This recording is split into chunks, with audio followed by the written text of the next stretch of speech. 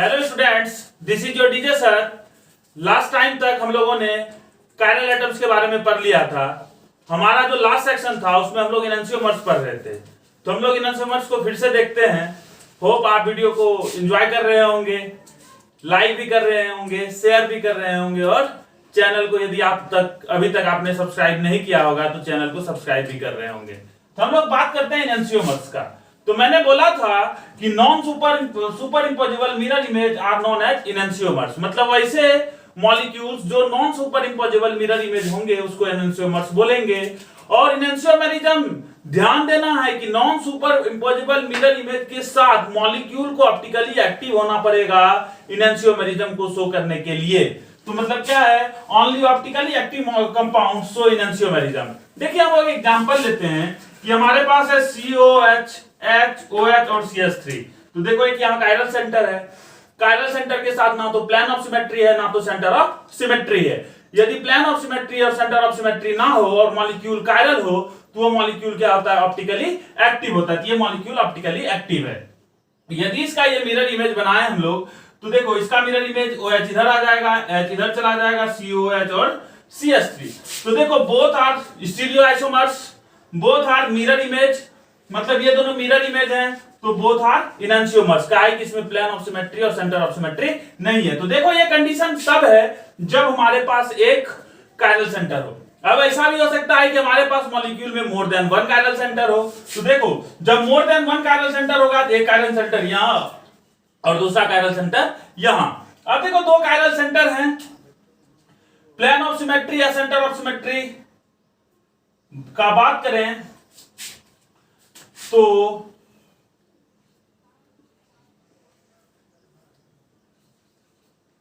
वो भी नहीं है, प्लेन ऑफ सिमेट्री नहीं है और सेंटर ऑफ सिमेट्री नहीं है। तो both are mirror images, both are non super imposable mirror image. क्या है, both are non super imposable mirror image, तो बोथ आर इनैंशियोमर्स। तो ये दोनों मॉलिक्यूल्स भी आपस में क्या रिलेशन शो करेंगे, इनैंशियोमर्स। देखो एक और एग्जांपल लेते हैं, उससे हम लोग बात करते हैं कि उसमें क्या होगा। आप इसको कॉपी कर लीजिए, फिर हम लोग आगे बात करते हैं। क्या करते हैं, आप इसको कॉपी कर लीजिए, फिर हम लोग आगे बात करते हैं। इसको कॉपी कर लीजिए, हो गया copy.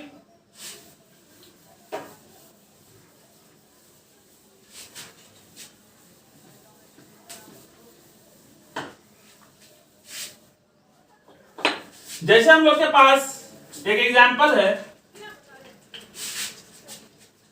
COH, OH, H, OH, H और COH।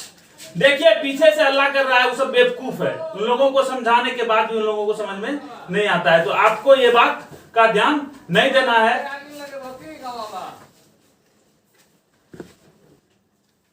देखिए अल्लाह गुल्ला होता है, उस पर ध्यान नहीं देना है। हम बहुत समझा चुके हैं कि देखिए वीडियो बनाते हैं तो थोड़ा चुप रहिए, लेकिन इन लोगों को समझ में नहीं आता है। तो आपको सिर्फ मेरे बात पे ध्यान देना है। तो देखो इस मॉलिक्यूल को देखें तो इसमें COH है, OH है और H है, OH है और H है और COH है।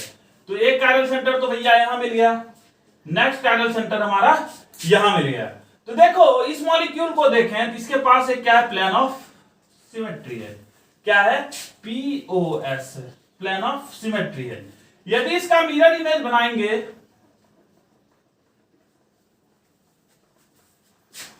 तो देखो क्या होगा, COH, OH यहां लग जाएगा, H यहां लग जाएगा, OH यहां है, H यहां लग जाएगा और यहां COH लग जाएगा।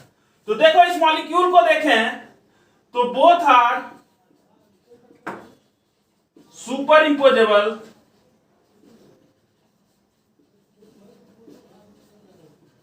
Mirror image. क्या है, both are super imposable mirror image due to plane of symmetry, so they are not enantiomers. तो मतलब ये इनैंशियोमर्स नहीं है। तो ये है क्या, इसके बारे में हम लोग आगे बात करते हैं। आप इसको कॉपी कर लीजिए, फिर हम लोग आगे बात करते हैं।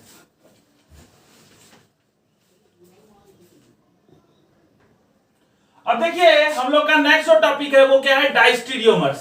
यदि डाइस्टीरियोमर्स के बारे में बात करें तो कोई दो मॉलिक्यूल जो कि आपस में मिरर इमेजेस नहीं होंगे उन्हें हम लोग क्या बोलेंगे, डाइस्टीरियोमर्स। देखो जैसे ये मॉलिक्यूल और ये मॉलिक्यूल है, इसमें एक कायरल सेंटर यहां है, एक कायरल सेंटर यहां है, यहां भी कायरल सेंटर है और यहां भी कायरल सेंटर है, लेकिन ये दोनों आपस में क्या है, मिरर इमेजेस नहीं है। और यदि ये दोनों आपस में मिरर इमेजेस नहीं होंगे तो इन दोनों में रिलेशन क्या होगा, ये डाइस्टीरियोमर्स होंगे।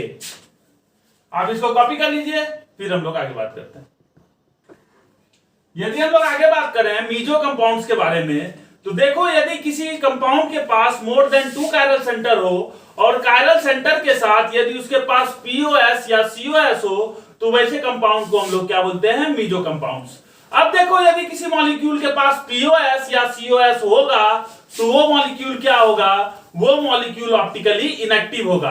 तो meso compounds are optically inactive compounds, और ये ऑप्टिकल आइसोमर्स होते हुए भी ऑप्टिकली क्या होते हैं, इनएक्टिव होते हैं। जैसे इस मॉलिक्यूल का हम लोग एग्जांपल है, तो COH, OH और H है, OH और H है और COH है। यदि देखें तो इसके पास दो कायरल सेंटर है, एक कायरल सेंटर यहां है और दूसरा कायरल सेंटर यहां है, एक कायरल सेंटर यहां और दूसरा कायरल सेंटर यहां। अब देखो इस मॉलिक्यूल में दो कायरल सेंटर हैं, लेकिन इसके पास क्या है, एक प्लेन ऑफ सिमेट्री। यदि इस मॉलिक्यूल को यहां से हम लोग काट दें तो H का मिरर इमेज ये H, इस OH का मिरर इमेज ये OH, इस COH का मिरर इमेज ये COH। तो क्या हुआ, meso compounds are those compounds which are optically inactive due to the presence of plane of symmetry और सेंटर ऑफ सिमेट्री। और इसके साथ क्या होना चाहिए कि इसके पास क्या नहीं होना चाहिए, इसके पास प्लेन ऑफ सिमेट्री, सॉरी, यदि इसके पास प्लेन ऑफ सिमेट्री या सेंटर ऑफ सिमेट्री होगा तो ये मीजो कंपाउंड्स कहलाएंगे। तो मीजो कंपाउंड्स का कंडीशन कि मोर देन 2 कायरल सेंटर होना चाहिए और साथ में उसके पास क्या होना चाहिए, प्लेन ऑफ सिमेट्री या सेंटर ऑफ सिमेट्री होना चाहिए। तो आप इसको कॉपी कर लीजिए, फिर हम लोग आगे बात करते हैं। नेक्स्ट जो हमारा टॉपिक है वो है हमारा रेसमिक मिक्सचर। रेसमिक मिक्सचर क्या है, यदि किसी मॉलिक्यूल को देखें और वो इनएंशियोमर्स है और इनएंशियोमर्स में कोई 50% डी कन्फिगरेशन दे रहा है और 50% एल कन्फिगरेशन दे रहा है, मतलब 50% पॉजिटिव रोटेशन को दे रहा है और 50% निगेटिव रोटेशन को दे रहा है, तो ओवरऑल रोटेशन क्या हो जाएगा, 0 हो जाएगा। जैसे हमारा 50% तो प्लेन ऑफ पोलराइज्ड लाइट से प्लस रोटेशन दिया और 50% हमारा एल रोटेशन दिया, तो ओवरऑल रोटेशन क्या होगा, 0 होगा। तो racemic mixture are optically inactive molecules due to external compensation and they have 50% D configuration and 50% L configuration। ये हमारा सीबीएसई बोर्ड के लिए बहुत इंपॉर्टेंट क्वेश्चन है, काहे कि सीबीएसई बोर्ड में हमको पूछता है कि डी कन्फिगरेशन और एल कन्फिगरेशन कितना होगा तो मॉलिक्यूल रेसमिक मिक्सचर को, उसको हम रेसमिक मिक्सचर बोलेंगे।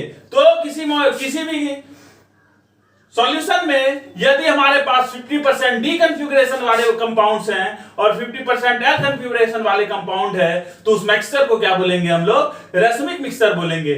और ड्यू टू एक्सटर्नल कंपनसेशन ये ऑप्टिकली इनएक्टिव होता है। तो आप इसको कॉपी कीजिए, फिर हम लोग आगे बात करते हैं। देखिए अब हम लोग यदि साइक्लिक कंपाउंड्स में पता करें कि कौन सा मॉलिक्यूल ऑप्टिकल आइसोमेरिज्म को शो करेगा और कौन सा मॉलिक्यूल ऑप्टिकल आइसोमेरिज्म को शो नहीं करेगा, तो देखिए सबसे पहले हमको खोजना पड़ेगा किसी मॉलिक्यूल में कायरल सेंटर है कि नहीं। यदि कायरल सेंटर होगा तो ऑप्टिकल आइसोमेरिज्म को शो करेगा, और कायरल सेंटर होते हुए भी यदि मॉलिक्यूल के पास प्लेन ऑफ सिमेट्री या सेंटर ऑफ सिमेट्री होगा तो मॉलिक्यूल ऑप्टिकली इनएक्टिव होगा। तो देखो इस मॉलिक्यूल को देखें तो इसमें नो कायरल सेंटर है। कहां कायरल सेंटर है, देखो सारे से नो कायरल सेंटर। यदि कायरल सेंटर ही नहीं है तो ऑप्टिकल आइसोमेरिज्म को शो नहीं करेगा। अब इस मॉलिक्यूल को देखें, इसके पास कायरल सेंटर है, तो मतलब कायरल सेंटर तो है, plane of symmetry centre of symmetry नहीं है, तो ऑप्टिकली आइसोमेरिज्म को शो करेगा, ऑप्टिकली एक्टिव भी होगा, ऑप्टिकली एक्टिव भी होगा। अब इस मॉलिक्यूल को देखें तो इसमें दो कायरल सेंटर, अब दो कायरल सेंटर के साथ कायरल सेंटर है,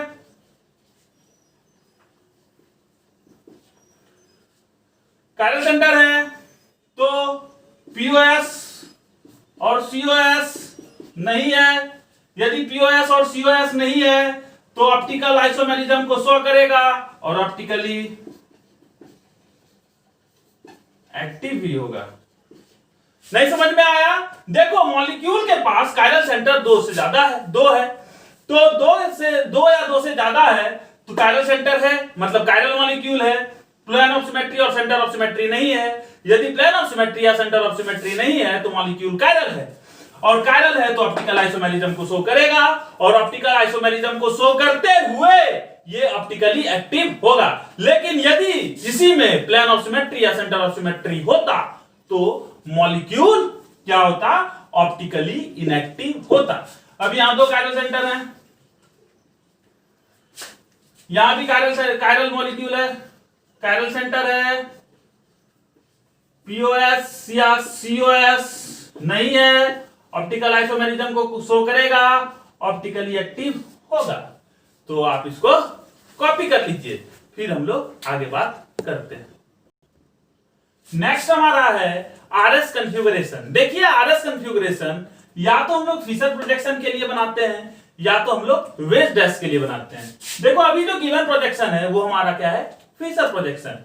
तो फिशर प्रोजेक्शन में कब मॉलिक्यूल आर कॉन्फ़िगरेशन को शो करेगा और कब मॉलिक्यूल एस कॉन्फ़िगरेशन को शो करेगा, उसके लिए हमको प्रायोरिटी डिसाइड करना पड़ता है। और प्रायोरिटी कैसे डिसाइड करते हैं हम लोग? सीआईपी रूल से। मैंने आपको सीआईपी रूल बताया था जिसमें रूल नंबर 1 था कि priority is directly proportional to the atomic number. जिसका एटॉमिक नंबर ज्यादा उसको उतना ज्यादा प्रायोरिटी। उसके बाद यदि हमारा फर्स्ट एटम सेम होगा तो नेक्स्ट एटम पे जाएंगे, और दूसरा रूल भी यदि वैलिड नहीं होगा, और यदि आइसोटोप्स होंगे तो हायर एटॉमिक मास का जो आइसोटोप्स होगा उसको हायर प्रायोरिटी देंगे, और लोअर एटॉमिक मास का जो आइसोटोप होगा उसको लोअर प्रायोरिटी देंगे। अब देखो यहां क्या है? Fluorine, chlorine, bromine, iodine.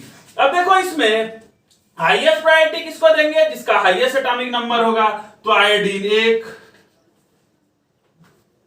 Iodine से पहले ब्रोमीन 2, 3 और 4। हम लोग जब प्रायोरिटी दे देंगे तो हम लोग को 1 to 2 जाना है और 2 to 3 मूव करना है।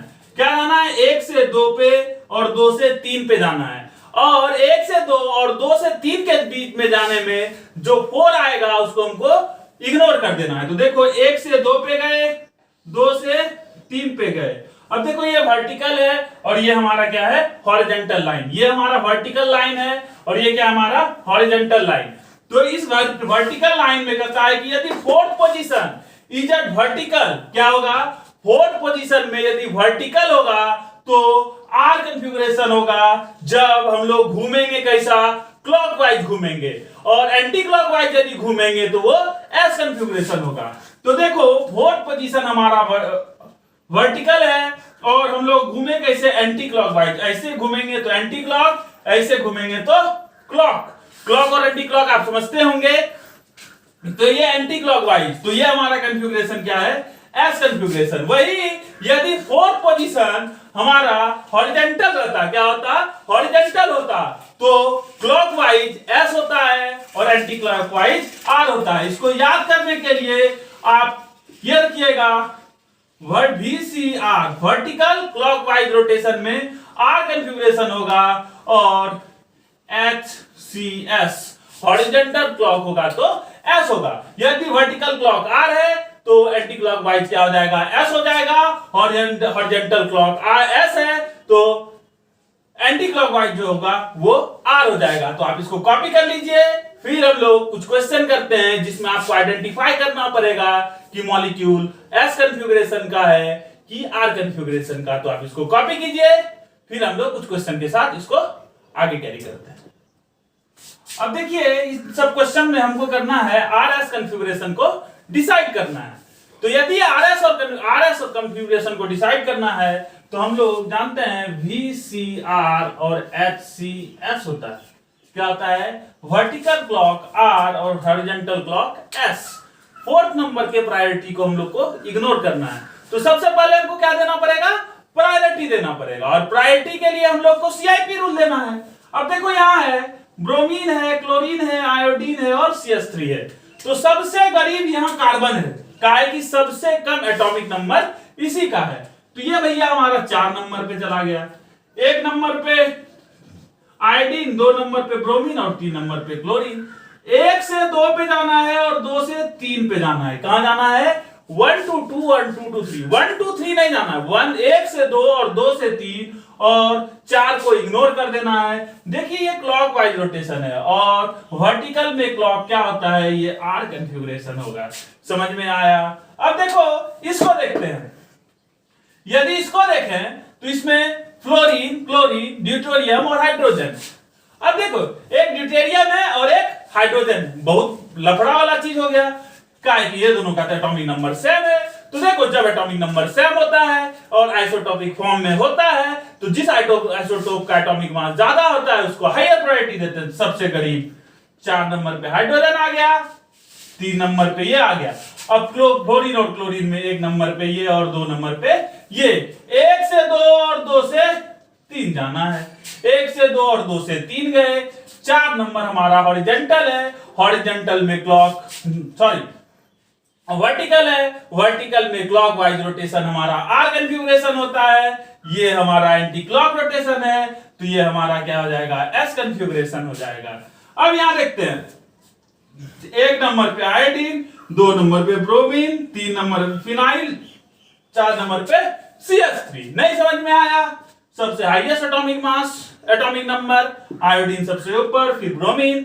अब देखो यहां भी कार्बन और यहां भी कार्बन, तो यहां सिर्फ 1 कार्बन, यहां मोर देन 1 6 कार्बन है। तो ये इसका हायर प्रायोरिटी, इसका लोअर प्रायोरिटी। 1 to 1 से 2 और 2 से 3 एंटी क्लॉकवाइज, और 4 नंबर हमारा क्या है? अभी भी वर्टिकल है। तो वर्टिकल क्लॉक क्या होता है? आर होता है। ये एंटी क्लॉक रोटेशन है, तो ये एस कॉन्फ़िगरेशन है। अब यदि इस क्वेश्चन में देखें तो हमारा सबसे करीब ये 4 नंबर, ये 3 नंबर, ये 2 नंबर और ये 1 नंबर।